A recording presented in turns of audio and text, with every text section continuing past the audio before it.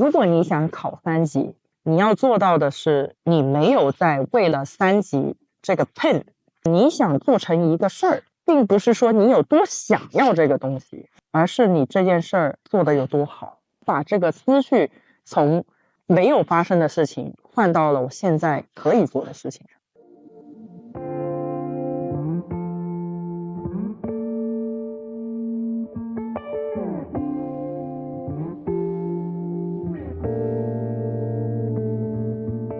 Hello， 大家好，我是 CY。时间过得好快呀，转眼间来到了 Thom Browne 的最后2周了，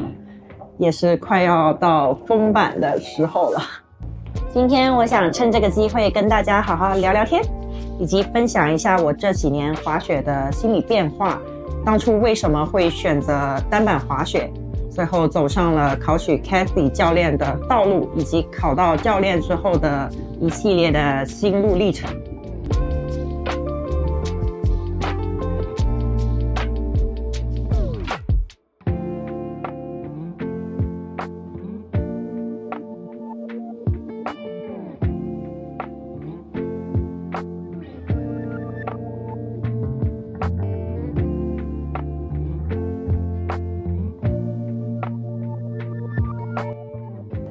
我想给大家分享一个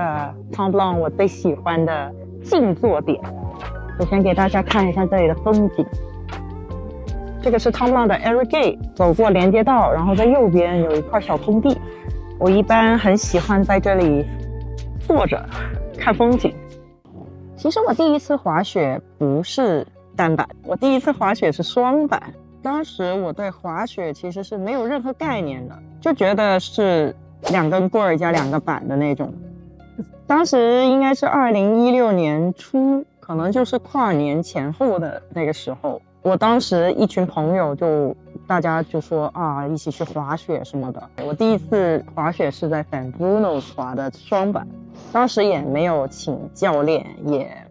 没有什么朋友，其实是很会滑的，大家就是在 Bunny Hill 在那里直冲。第一次滑了之后，其实我就很喜欢，就觉得这个是我从来没有体验过的一种运动。后来滑完那一次回来之后，我就买了一套双板装备，准备要大干一票。因为我第2次滑雪的时候已经是快1年之后了，应该是2017年的时候，然后跟另一群朋友去了 Bromont， 当时也没有任何概念，就继续在宝宝坡那里推了2下，朋友们觉得你可以停了，然后就把我带上山了。结果那一次应该是我唯一一次，也是最后一次滑的一趟双板，就是在 Bromont 的那条绿道，我不太记得叫什么名字了。我在那条特别长的绿道那里摔了得有1-2个小时，连滚带爬的从山顶摔到了山脚。就在那一趟之后，我就再也没有碰过双板了。后来是怎么又接触到了滑雪，是因为当时18年的时候，那时候已经搬到多伦多了，那时候我被诊断出来有抑郁症，然后当时我的家庭医生以及我的心理医生都建议我就是重新培养一个爱好，然后当时我还是一个比较积极的态度，也很相信我的医生给我的建议。当时想来想去也觉得没有什么可以做的，然后当时我就刷朋友圈，然后刷到我的一个好姐妹，现在也是特别好的朋友，她发了一个滑单板的视频。我当时在想，其实当时我是喜欢滑雪的感觉的，只是当时滑双板的时候摔怕了，要不试试单板嘛，反正也不会，然后即使是滑双板我也得重新学。我当时就是吸取了滑双板的一个教训，立刻报了 Glen Eden 的单板课，就下定决心要把这项运动给学起来。从此我就一发不可收拾，就彻底迷恋上了单板这项运动。所以在某种程度来说，单板是拯救了我的，很感谢，也很热爱这项运动。因为通过单板，我认识了很多新的朋友，也前所未有的就是长时间的一直待在户外。那这个对当时我的病来说还是有很大的一个帮助的，就让我接触了很多新的事物、新的人，也有一个新的目标吧，因为在不停的每天就是要练活。滑了有1个雪季之后，我就决定去考 Cathy 教练了。当时我决定考 Cathy 教练其实是比较肤浅的原因，因为我听说考到 Cathy 教练之后是可以买装备打折的，然后我就想着，那我就可以考个教练，顺便教一下，赚点雪票钱，买装备的话也可以打折。Nice。我是19年的时候考的1级，当时我在 Glen Eden 全班就只有我一个中国人，应该是有7个人，就是那个班还没有爆满，所以当时 Cathy 在华人圈子里不是一个这么热门的一个项目。然后在那个时候考完之后，我也没有再想着去进阶，或者说考更高级的教练证。我记得那1年之后会费我都没有交了，因为我发现1级教练折扣也并没有那么多。再后来就是到疫情了，到20年底的时候，安大略省就是多伦多所有的雪场当时都关了，安省全关了，魁省还开着。当时我就抱着我的工作电脑，抱着我的雪板，就直接一个人杀到了 Mont Blanc。然后就在我搬过来这段时间，认识了我的队友，一直到现在。这个在今天不是重点，不过这在我的滑雪生涯里是非常重要的一个角色。他不仅仅是我世俗家庭单位上的 partner， 他还是我就是思想上还有我精神上的一个 partner。 我觉得对我心灵上最大的变化是我考了 Cathy 1级之后发生的一些事情。就我在反思我那段时间的一个心理吧，我觉得我这么说可能不是很合适，就是当时的我就觉得有一群人其实是我不理解为什么可以过2级的这么一些滑手，他也过了2级了。因为当时我觉得 Cathy 2级是一个比较神圣的一个存在，它需要积累很多的教学经验，也需要就是滑得特别的好才可以过2级。我反思我当时做的非常不好的是，我把自己跟这一群人去做了一个比较，所以当时的我产生了一种很负面的一个心理吧，我就觉得他们可以过，我凭什么不能过？然后就在那以后第2年我就去交了会费，我就准备去卷这个2级。当时其实我对我自己滑行或者是教学上的认知比较客观来说，我当时是可以比较稳的过这个2级的，最终也是很顺利的拿下2级。然后当时我就飘了，我就觉得这个东西我可以做到，那我就可以继续去拼3级。当时我了解到要上这个3级课是有一个前置的这个课程，就 prerequisite， 要上这个 Park Level 1， 也就是公园1级的这么一个课程。而我本人是一个不是特别喜欢公园，我一直比较抗拒去做这个东西。然后当时我身边的朋友都鼓励我，Park 1很水的，没有这么难，或者说之前的 Park 1其实是比较简单的。结果我第一次去考的时候，我怀着这种期待值是我只要去了就能过，那没想到的就是这个课程已经开始严抓了，这个课要求的所有的这些练习都得做得非常的完美，你才可以过这个 Part 1。当时我又陷入了一种非常负面的负能量的一种想法，就是为什么轮到我他就开始严抓，为什么就是大家其他比我滑得不好的人或者跳得没我好的人都能很轻松的过，然后到我这里我就过不了，陷入了这种怪圈里面。但是现在回想起来，并不是说人家针对我，其实就是Cathy在进步。我当时就是不停的在有这个心理的矛盾，一方面我很恨 Park 这个东西，一方面我又很想去冲3，就是存在一个非常矛盾的心态。我就完完全全就不享受滑雪这个东西了，我就感觉一上山我就得去练，我就得去跳，我就陷入了一个很沮丧悲观很怨恨的一个状态。结果可想而知，就是当时我考了3次我都没有过，就不停的摔，不停的受伤，然后心里也很不好。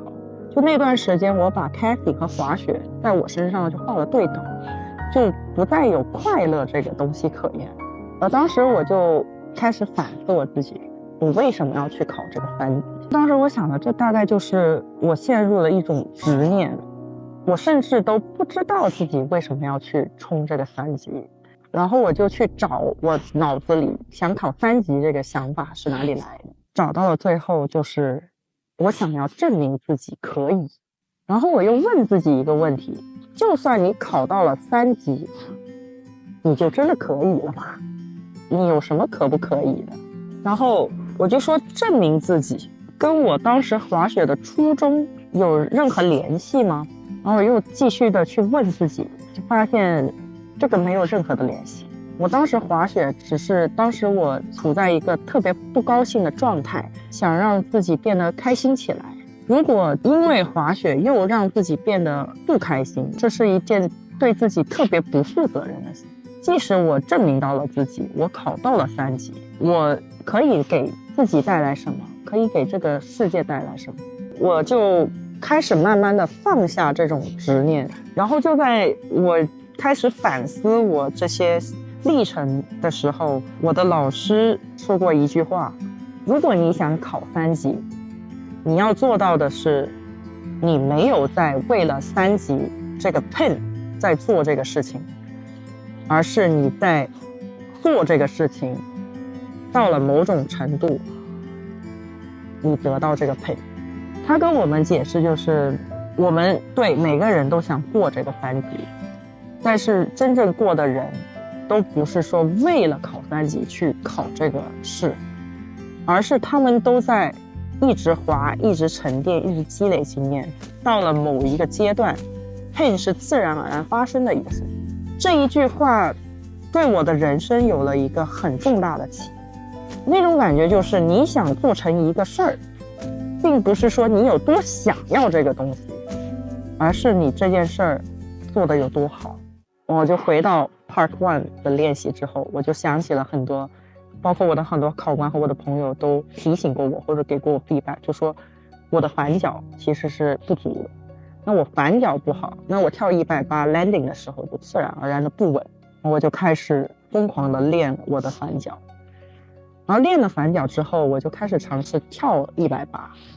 然后我发现我就开始爱上了这种可以自由滑行的感觉。我慢慢的发现我没有那么恨公园 park 这个东西，我开始找到了里面的乐趣，我就非常开心，非常非常开心，就像我刚开始滑开始学的那种憧憬，那种美好。在我第4次考 Park 1的时候我过了，然后现在我回想起来，过的最大的原因就是我真正的放下了这个执念，我把这个思绪从没有发生的事情换到了我现在可以做的事情，就是继续练反脚。所以我考 Cassie 的这个历程对我影响最大的时候是考公园1级的时候。在我上3级课或者说考试的这段时间，我发现我不再需要3级这个 pin 去证明我自己可以，因为可以与不可以，厉害与不厉害，这是很主观的一个事情，它是源自于一个比较，或者源自于自己对自己的一种期待 expectation。因为我发现人生很多的痛苦都源自于自己对自己的期望，如果自己做不到，自己就会很不开心。所以后来我考级，我就觉得一点都不痛苦。我也会为我的朋友们，他们拿到了好成绩的时候，我会真心的觉得很开心。